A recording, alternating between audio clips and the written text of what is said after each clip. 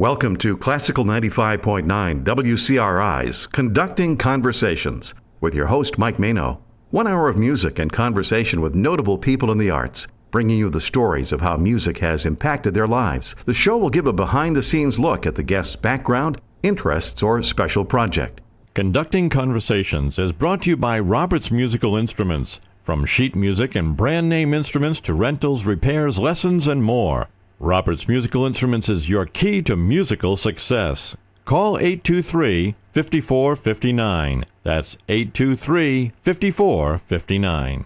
And now here's your host, Mike Mano. Hello, everyone. Welcome to Conducting Conversations. Tonight, it's my pleasure to welcome into our beautiful studios here in downtown Exeter, Rhode Island, the Narragansett Bay Symphony Community Orchestra. Our two guests tonight, we have the president here, Greg Henninger. Welcome back, Greg. Thanks for having me, Mike. Nice to have you with us, and you're back for what? This is going to be like your third trip, I think. This is my third trip here. Also here is John Eels. Welcome, John. Nice to have you back. Thank you for having us back. And John is the music director. Is that the correct title? I am the interim music director. Interim music director. Well, does that give you more pay or less pay? Great question. That's one for Greg, I think. Okay. All right. Well, Greg, he needs a raise. Okay. Whatever it is, he needs a raise. Well, the Narragansett Bay Symphony Community Orchestra has been in existence for a while. Greg, why don't we go to you for a little background information for anyone that might have missed the other shows. How old is NABSCO roughly? Roughly, it's over 10 years old. I think it started even earlier than that, but actually became a 501c3, I think, in 2013. Okay. And we've been operating ever since, just providing great classical music for the whole region. That's great. And based out of basically Providence, correct? Yep. We mostly rehearse in East Providence, but, we perform concerts all over the state. I mean, our last concert, for those that attended, was in March, and that was at East Greenwich High School, which was a great success. And now we'll have our next one back at East Providence High School. And that's going to be in next month, right? June. Right. June 8th. In June, what date? June 8th. June 8th, okay, at East Providence High School. Yes. If you haven't been to East Providence High School yet, you're in for a treat. The new theater is pretty amazing. The whole school's pretty amazing. The whole campus is something to behold, so check that out. John, where have you been since the last time we talked? I understand you do a lot of commuting back and forth from around to... Living on two coasts a little bit at this point, but I'm very happily back here. I was last in this studio with you, Mike, not with Greg, sadly. I was with another member of our board. It's my third time doing this show with you. And I'm just going to go back and say that I actually founded the orchestra, and I think it was 2006. So I think we're closing in, if we want to think about anniversaries, I think we're closing in on 20 years. Okay. But I have been in California. I actually left the orchestra thinking that I wasn't sure that I was going to be back in Rhode Island. But happily, 2 years ago, we did come back, and just over a year ago, I came back as interim music director for the organization. So a two-coast guy. A two-coast guy now, exactly. A little challenging, but it's working out. Well, that's good. And I presume, like everyone that goes from Rhode Island to California, you're a surfer. There's an assumption. That happens not to be true. Not to be true. Not All to right. be true. Well, let's get a little bit more background.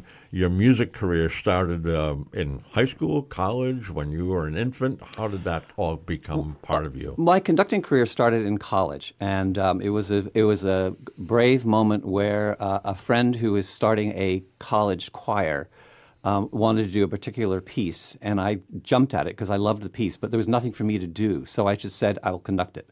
Obviously, I was interested in conducting, but I had never actually stood in front of an orchestra before. What school was that? That was York University in England. That was my my undergraduate. I grew up in England and went to York University, and I became a conductor because I conducted that piece. It was Henry Purcell, piece for chorus, soloists, and a small Baroque orchestra. And everyone thought that I had done this before, and that I should therefore do the next concert. So I ended up doing the next concert, And pretty much for the years that I was at that university, I was in my year I was the go-to guy if you had a composition you wanted to try out, or if the faculty wanted to bring on a student conductor to conduct the orchestra once or twice a year. Go to John. So there we go. They went to me. They did. It was wonderful. Yeah. Excellent. And then when did you come to America? After I had my years at York University, I went to the Royal Academy of Music and I studied conducting formally there. And then I came to the United States in 1981. Came back to the United States in 1981. I lived here the first 5 years of my life, came back in 81. Well, there you go. All right. So there's a little history there. Greg, how about you? Musically, when did you get your start? So I first started on the violin in third grade. So I think I was around 8 years old. And then one of those. That's right. And then I switched to the viola, I think, when I was a freshman in high school. And I pursued that through high school, through college. I did community groups. And then graduating college, I've been doing it ever since. There you go. Viola. Yes. All right. Greg, can I ask, when you switched to viola, was that something that you were asked to do? Because you always want good violists in your orchestra, and you seldom have any? I was asked to switch, but it was not for that reason. Okay. It was because the conductor of the orchestra that I was with thought I would be better suited to the viola than playing first violin, and he was right. Great.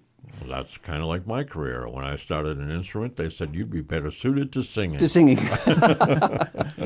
All right. Let's talk a little bit about the upcoming concert.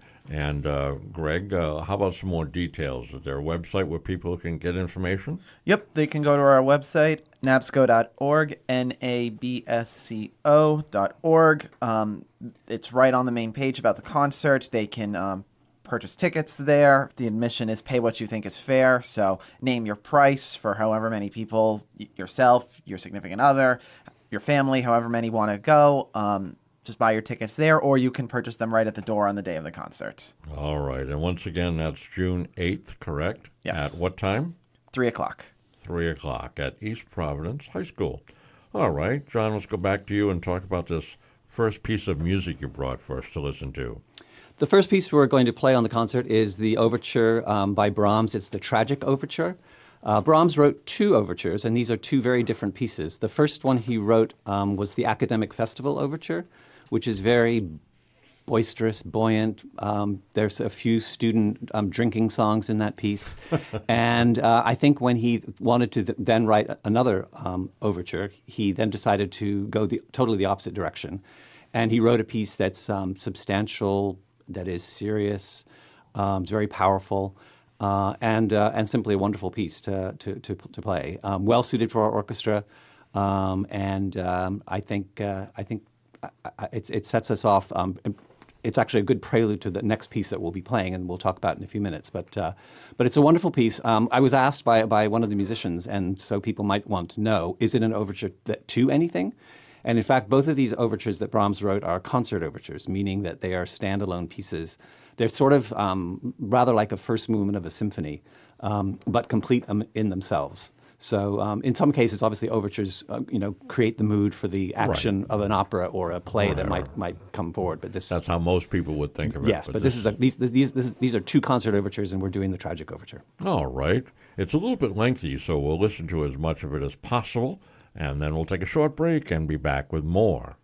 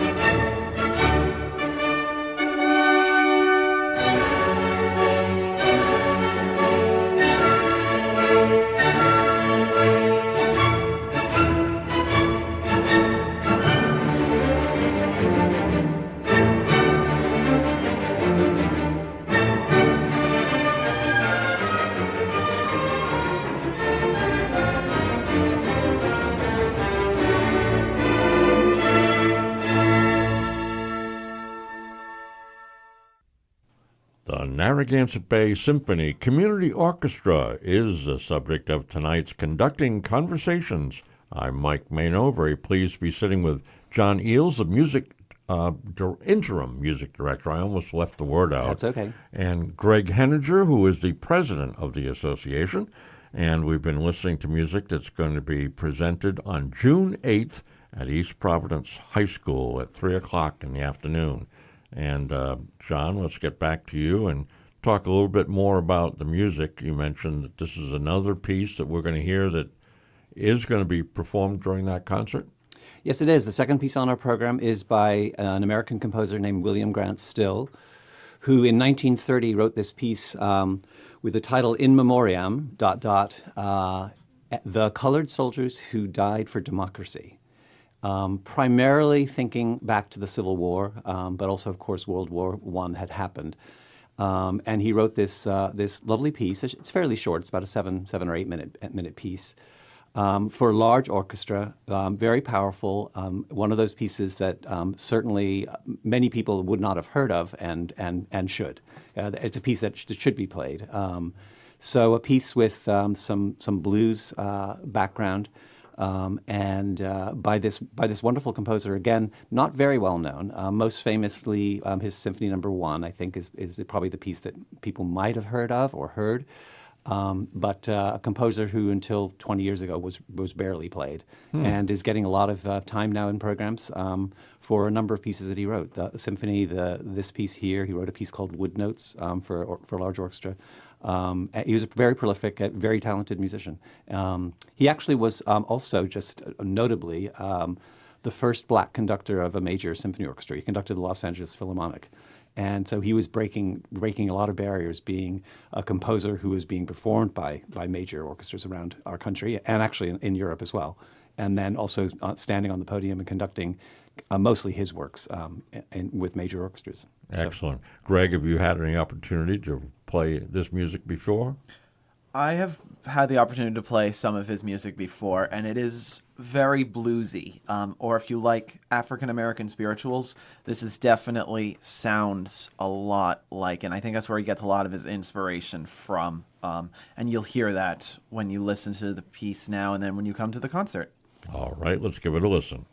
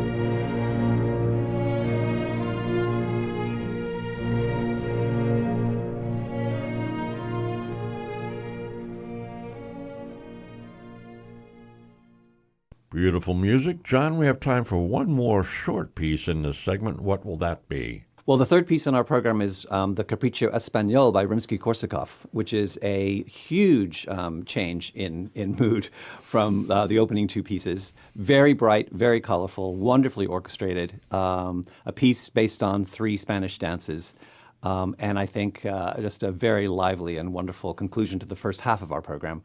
And I believe we're playing the last movement of the 5 movements of this piece. And again, wonderful character, lots of life, lots of color. All right, let's give that a listen, and we'll get back with more of the Narragansett Bay Symphony Community Orchestra.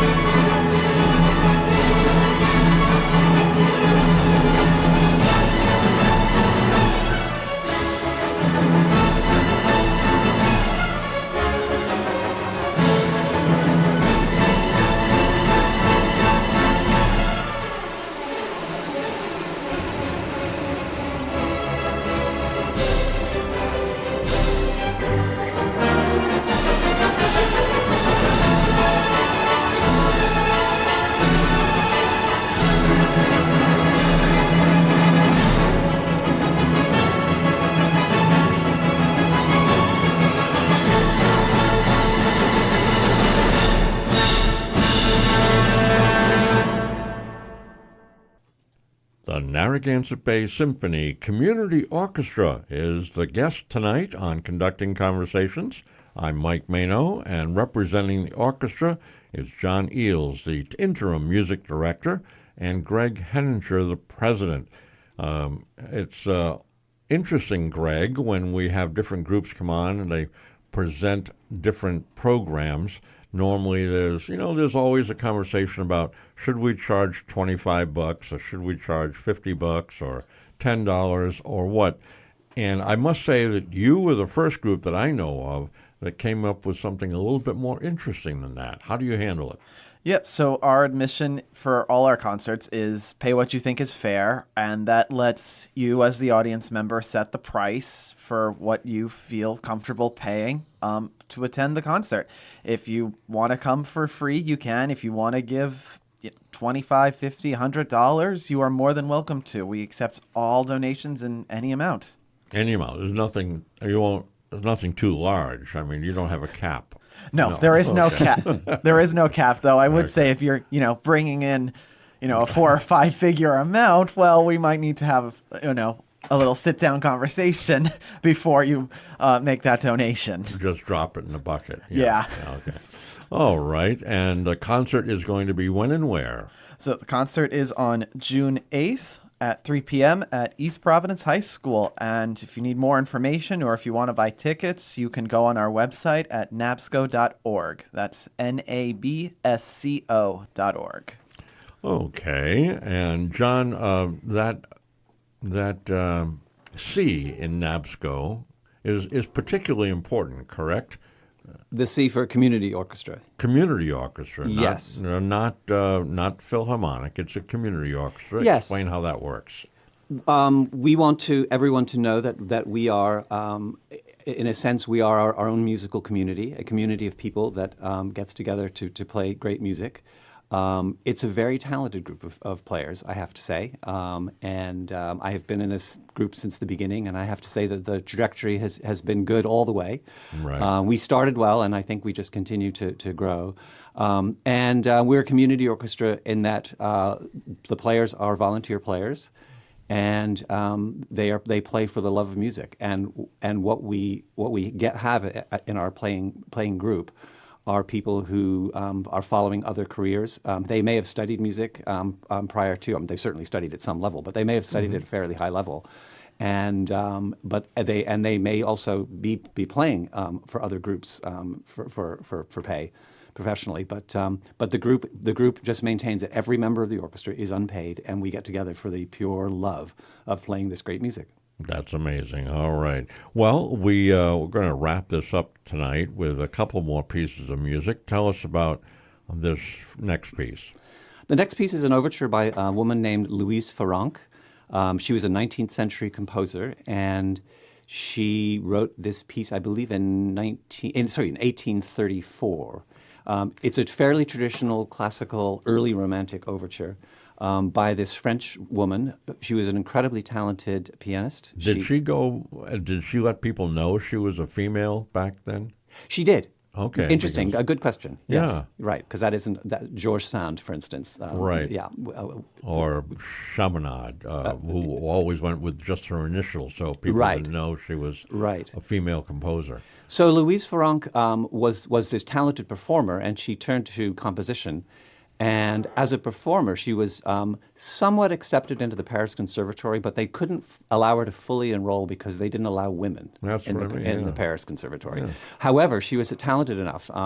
She must have been an incredible person that she did have lessons there, and she developed a career as a composer as well. And she is remarkable in that she was the first woman to be brought onto the faculty at the Paris Conservatory, where she taught piano, and she taught there for 30 years. And in fact, no woman in the entire 19th century, and in her entire lifetime, in those entire 30 years, no other woman was brought onto the faculty. So she clearly had talent as a performer. You'll see from this overture that she has talent as a composer, and she is also known for having taught some of the really great piano players of the time. She was a really talented, gifted teacher. All right. We're going to listen to just a portion of this because, again, it's a little bit longer than we have time for.